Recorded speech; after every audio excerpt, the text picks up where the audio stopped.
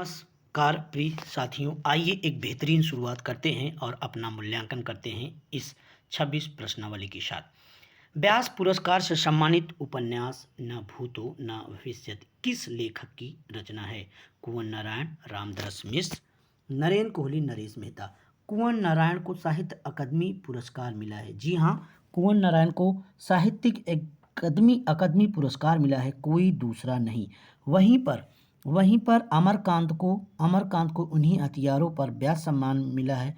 लेकिन अगर बात करें रामदरस मिश्र की, किसकी बात करें? रामदरस मिश्र की अगर बात करें तो इनको भी व्यास सम्मान मिला है आम के पत्ते पर। लेकिन न भूतो न भविष्यत किसे मिला है? नरेंद्र कोहली को। जी हाँ, नरेंद्र कोहली को। पहला व्यास सम्मान किसे मिला है?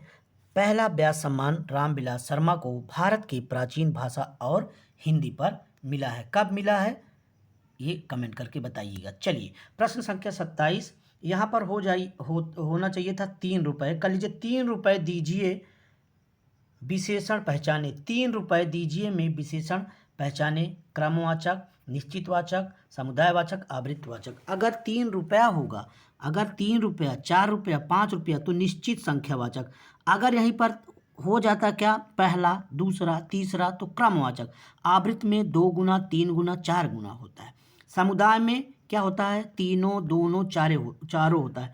आवृत्ति में 2 गुना, 3 गुना, 4 गुना होता है। इस तरह अगर आप देखें तो प्रयोग के अनुसार निश्चित संख्याओं के विशेषण इस प्रकार हैं: गणनावाचक, क्रमवाचक, आवृत्तिवाचक, समुदायवाचक, प्रतीक बोधक। तो यहाँ पर 3 रुपये कर लीजिएगा तो निश्चित संख्यावाचक विशेषण होगा। एक बेहतरीन शुरुआत आपके साथ। आसमान का रंग नीला है, विशेष कौन सा है? विशेष पहचाने। रंग, आकाश, आसमान, नीला। विशेष को दूसरे रूप में आप संज्ञा कह सकते हैं, और संज्ञा की जो विशेषता बताता है, संज्ञा का रूप, गुणधर्म, वो विशेषण होता है।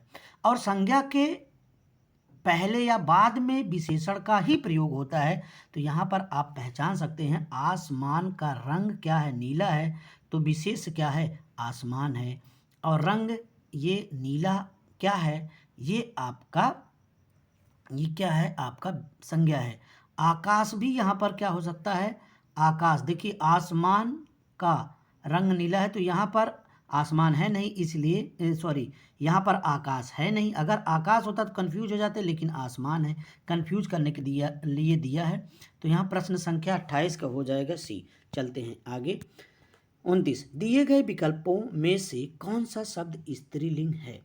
हिंदी में 2 लिंग होते हैं, स्त्रीलिंग और पुल्लिंग होते हैं। वहीं संस्कृत में 3 लिंग होते हैं, हिंदी में 2 वचन होते हैं तो संस्कृत में 3 वचन होते हैं। यहाँ पर दिए गए विकल्प में कौन सा शब्द स्त्रीलिंग है, छांटना है। कुर्सी टूटती है, पेड़ गिरता है, शेर दहाड़ता है, लड़का जाता है। इसलिए कुर्सी क्या हो जाएगा? स्त्रीलिंग हो जाएगा। चलिए प्रश्न संख्या 30 कबीर जी की रचनाएं निम्न में से कौन सा विकल्प इस मुहावरे का उचित अर्थ दर्शाता है? मृगावती, सूरसागर, पदावली, बीजक। बीजक कबीर की रचना है जिसको धर्मदास ने संकलित किया।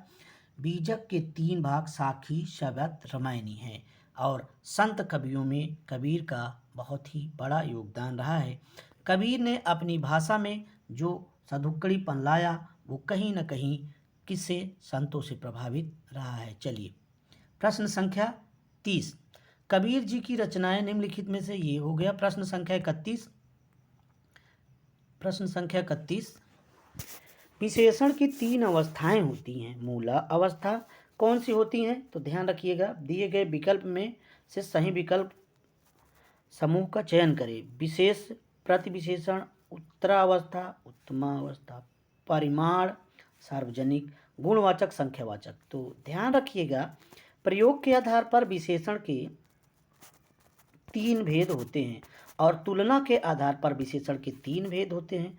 तो यहाँ तुलना की बात कर रहा है। किसकी बात कर रहा है? तुलना की बात कर रहा है। तो उत्तरावस्था, उत्तमा अवस्था और मूला अवस्था होगा। इसलिए ऑप्शन यहाँ पर मूला अवस्था दिया है तो बी हो जाएगा, उत्तरा और उत्तमा। जैसे उच्च, उच्चतर, उच्चतम, निम्न, निम्नतर, निम्नतम। इस तरह से आप कर सकते हैं। प्रश्न संख्या 32 अज्ञे जी को किस कृत पर ज्ञानपीठ पुरस्कार मिला?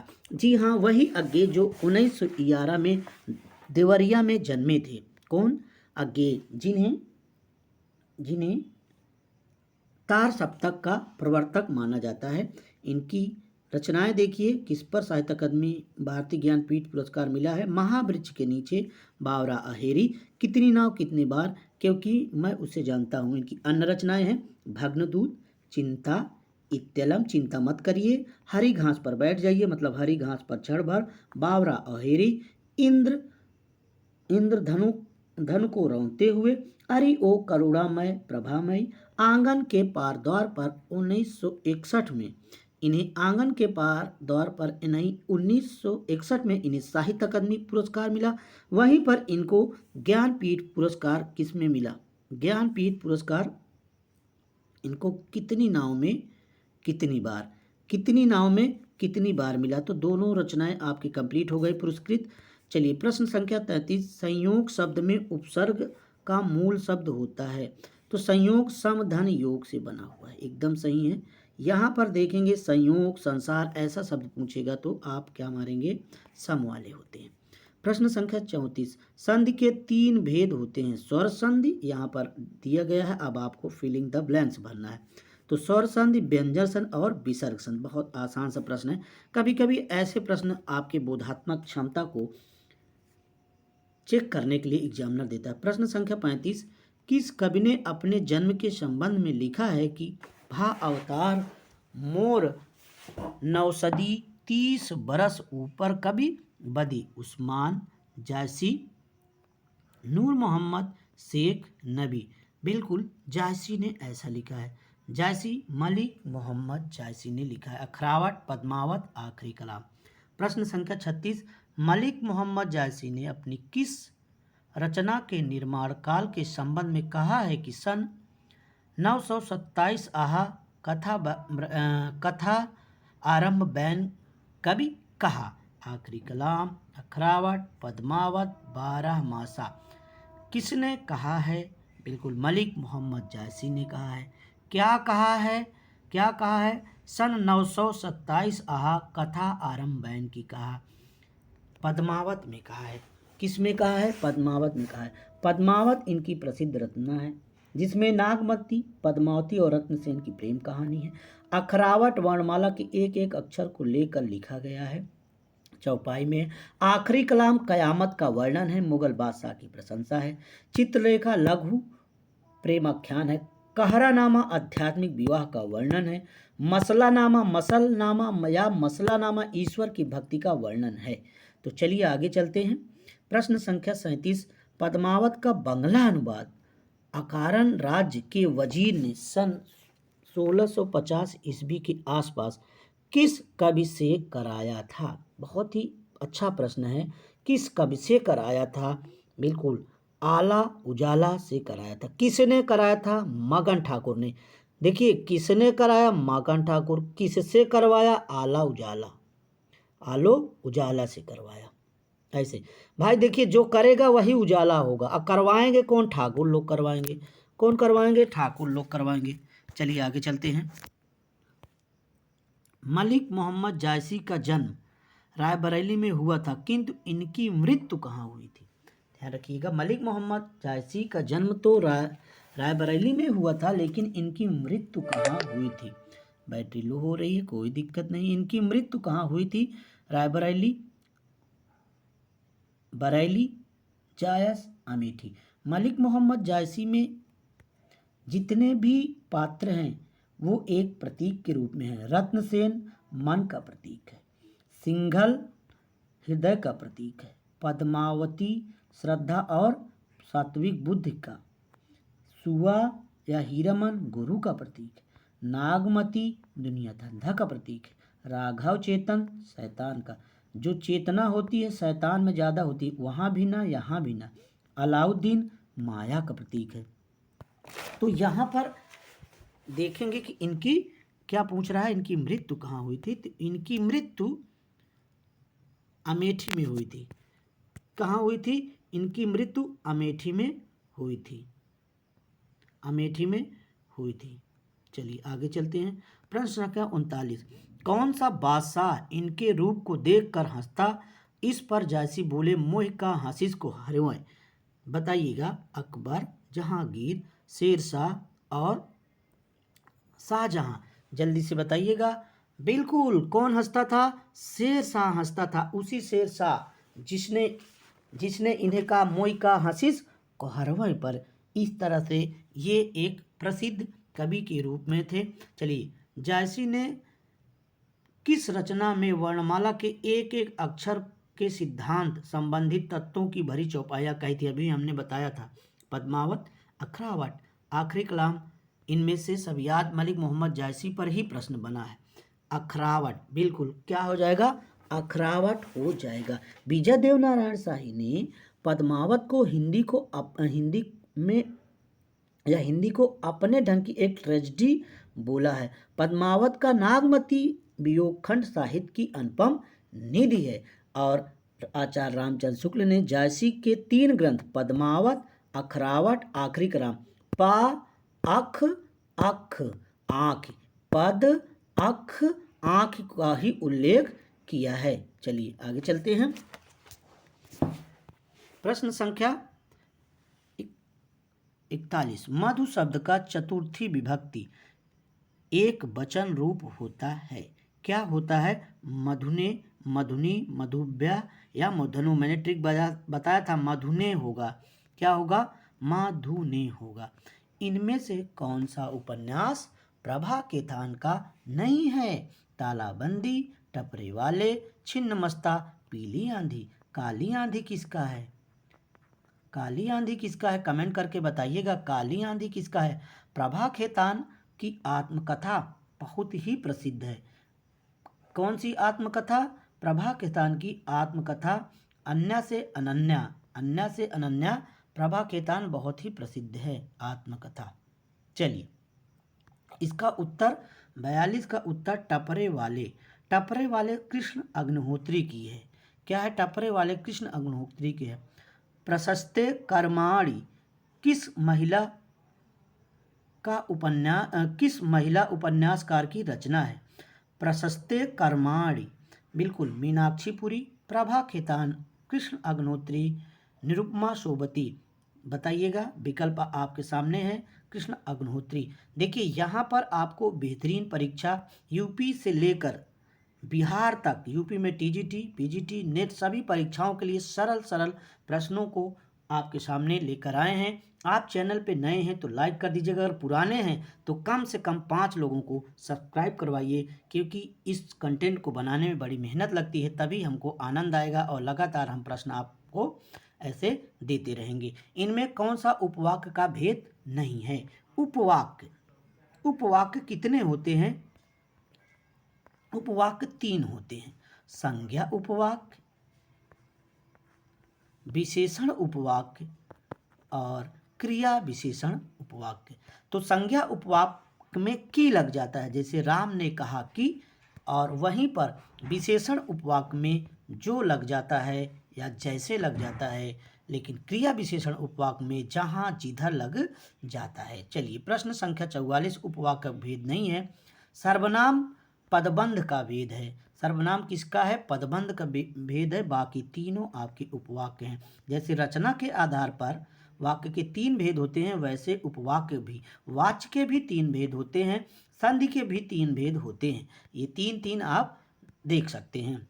प्रश्न संख्या 45, दूध से 2 गुना पानी में 2 गुना संख्यावाचक विशेषण है। मैंने कहा था कि 2 गुना, 4 गुना, 5 गुना, 6 गुना, गुना गुना अगर आएगा तो कौन सा हो जाएगा? आवृत्त होगा, समुदाय होगा, प्रत्येक होगा या गणनावाचक होगा। गणना में तो 1, 2, 3, 4, 5 और प्रत्येक बोधक में प्रत्येक, हर एक, 2, 2, सवा सवा ऐसे आते हैं। तो यहाँ पर आपका उत्तर जाएगा आवृत्त। 2 गुना, 4 गुना, 5 गुना, 6 गुना, गुना गुना। तो ये हो जाएगा क्या? आवृत्त बोधक। फ्रीक्वेंसी डबल हो रहा है। कचहरी कचहरी का तत्सम क्या होगा? प्रश्न संख्या 46, कचहरी का तत्सम क्या होगा? कृत गृह होगा, कृत गृह होगा, बिल्कुल समय जाया नहीं करेंगे। बी ऑप्शन होगा, क्या होगा? B option. प्रत्येक दिन आपको कितने प्रश्न? 25 प्रश्न मिलेंगे। अपना मूल्यांकन सोते समय, जागते समय, कभी भी आप इसको देख सकते हैं। कठपुतलिका का तत्सम क्या होगा? कठपुतलिका का तत्सम क्या होगा? कष्टपुतलिका, काष्ठपुतलिका, कष्टपुतलिका या काष्ठपुतलिका। देखिए यहाँ पर वर्तनी संबंधी दोष भी कहा गया है, दिया गया है। तो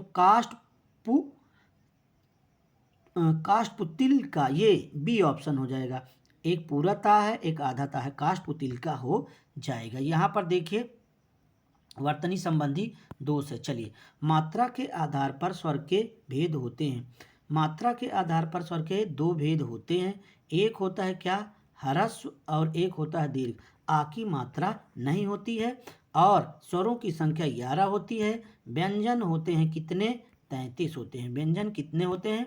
33 होते हैं। तो यहाँ पर हो जाएगा ए ऑप्शन। 48 में क्या हो जाएगा? ए ऑप्शन हो जाएगा। चलिए, गरिमा अत्यधिक तेज छात्रा है, विशेषण है। गरिमा अत्यधिक तेज छात्रा है में क्या पूछ रहा है? क्या पूछ रहा है? तेज पूछ रहा है। देखिए, कुछ ऐसे शब्द जो विशेषणों की भी विशेषता बताते हैं उनको प्रविशेषण कहते हैं, मतलब बाप के भी बाप होते हैं। और कुछ ऐसे होते हैं जो संज्ञा की विशेषता बताते हैं। तो यहाँ छात्र कैसे है? तेज है, तो विशेषण है। अगर अत्यधिक बोल देता तो प्रविशेषण होता। विशेषण वो शब्द होते हैं जो संज्ञा या सर्वनाम की हर हाल में विशेषता बताते हैं। एक बार आईएएस में पूछा गया है, जिस संज्ञा की व्याप्ति मर्यादित होती है, पूछा गया है जहां संज्ञा की व्याप्ति मर्यादित होती है उसे क्या कहते हैं? तो संज्ञा के अंदर जो व्याप्ति मर्यादित होती है उसे विशेषण कहते हैं। जो संज्ञा या सर्वनाम की विशेषता बताए उसे विशेषण कहते हैं। जिसकी विशेषता बताई जाए वह विशेष कहलाता है। और विशेषण एक क्या है? विकारी शब्द है जो हर हाल में संज्ञा या सर्वनाम की ही विशेषता बताता है। चलिए, क्लियर हुआ कि नहीं क्लियर हुआ? जैसे मेरी गाय काली है। कैसी है? काली है। गाय कैसी है भैया? काली है। चलिए, काली है, सफेद है तो हमारी। प्रश्न, आप हमारे हैं। आप हमारे हैं तभी तो लाइक सब्सक्राइब करते हैं, नहीं बहुत लोग बना रहे हैं, क्या मतलब है? जी, आप हमारे हैं। प्रश्न संख्या 50, विशेषण से भाववाचक संज्ञा का कौन सा युग्म सही नहीं है? भोला से भोलापन, दुर्बल से दुर्बलता, मीठा से मिठास, लड़का से लड़प्पन। भाववाचक संज्ञा, देखिए यहाँ पर विशेषण से पूछ रहा भाव, तो लड़का विशेषण है नहीं है, तो ये क्वेश्चन हो जाएगा क्या? गलत। तो विशेषण आपके क्या हो जाएगा? लड़प्पन। यहाँ पर अगर आप देखें भाववाचक संज्ञा, इसलिए यहाँ पर ये क्वेश्चन हो जाएगा, यहाँ पर ये विकल्प सही हो जाएगा, ये गलत है। प्रश्न संख्या 51, शुद्ध, मुकुदनी, श्रृंगार, उज्ज्वल। देखिए, श्रृंगार में यूं होता है ऊपर, एक ही श्रृंगार करिए, दो ना करिए, दो ना करिए, मतलब ये ऊपर हो जाएगा। कहने का मतलब ये ऐसे होता है। और उज्ज्वल में आप जान ही रहे हैं, उज्ज्वल में पूरा जा होता है। और आशीर्वाद में, आशीर्वाद में र वापे होता है। तो यहाँ पर क्या पूछ रहा है? शुद्ध वर्तनी पूछ रहा है, तो कुमुदनी होता है। देखिए, ये बहुत भूलता है, तो ये समझ लीजिए जो कुमुदनी होता है वो छोटे छोटे से ही बनता है। पहले छोटे छोटे फिर बड़ा, तीनों मात्राएं इधर इधर हैं, मतलब छोटी हैं। ये ऐसे ऐसे ऐसे ऐसे ऐसे आप रट सकते हैं। चलिए, प्रश्न संख्या 52, प्रेम मार्ग का ऐसा प्रवीण और धीर प्रतीक तथा जवादानी का ऐसा दावा रखने वाला ब्रज भाषा का दूसरा कवि नहीं है। यह किसके दूसरा कवि नहीं हुआ? यह कथन किसका है? आचार्य रामचंद्र शुक्ल का, डॉक्टर नगेन का, हजारी प्रसाद द्विवेदी का या रामविलास शर्मा का? बिल्कुल, घनानंद जी के एक ऐसे ग्रंथ जिसके कारण वो कीर्ति पाते हैं, सुजान सागर है। इनके अन्य रचनाएं विरह लीला, कोकसार, रसकील बल्ली, कृपा कंद इनकी रचनाएं हैं। इन्होंने कवित सवैया में अनेकों फुटकल छंद लिखे हैं और विरह लीला इनकी ब्रज भाषा में फारसी छंद में लिखित है। इनकी विशुद्ध सरस शक्तिशाली ब्रज भाषा लिखने में इनके जैसा कोई समर्थ नहीं हुआ। ये वियोग श्रृंगार के प्रधान मुक्तक कवि थे। जवादानी का कवि कहा जाता है। क्या कहा जाता है? जवादानी का कवि भी कहा जाता है। प्रेम मार्ग का ऐसा धीर प्रतीक तो हो जाएगा आचार्य रामचंद्र शुक्ल से लिया गया है। प्रश्न संख्या 53, अंधकाल में उत्सव कहानी संग्रह किसका है? अंधकाल में उत्सव, प्रश्न संख्या 53 अंधकाल में उत्सव कहानी संग्रह किसका है? वंदना शुक्ल का है। किसका है? वंदना शुक्ल का है। शेष करते हैं कल, क्योंकि 25 क्वेश्चन टारगेट है। जिन साथियों को ये क्लास अच्छी लगी है कमेंट जरूर करिएगा, लाइक जरूर कर दीजिएगा, और 94 51 27 70 61 पे आप अपना सुझाव दीजिए। आप हमें एसएमएस करिए, और अच्छा लगा हो तो लाइक सब्सक्राइब जरूर करिएगा। प्रतिदिन मिलते हैं कल इसी समय पर। तब तक के लिए बहुत बहुत धन्यवाद। आपने अपना कीमती अमूल्य समय